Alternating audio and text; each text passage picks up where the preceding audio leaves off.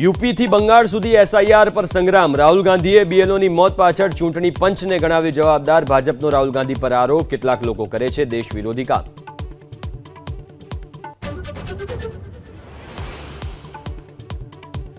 કર્ણાટકમાં મુખ્યમંત્રીની ખુરશીને લઈને ખેંચતાણ। ઇશારોમાં ડીકે શિવકુમારે સોશિયલ મીડિયા પોસ્ટમાં વચનો પૂરા કરવાની કરી વાત। લખ્યું, વચનો પૂર્ણ કરવા સૌથી મોટી તાકાત।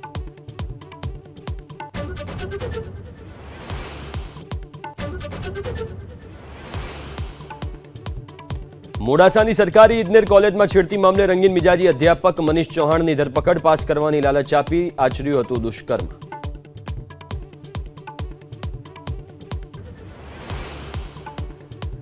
યુપી થી બંગાળ સુધી એસઆઈઆર પર સંગ્રામ। રાહુલ ગાંધીએ બીએલઓની મોત પાછળ ચૂંટણી પંચને ગણાવ્યો જવાબદાર। ભાજપનો રાહુલ ગાંધી પર આરોપ, કેટલાક લોકો કરે છે દેશ વિરોધી કામ।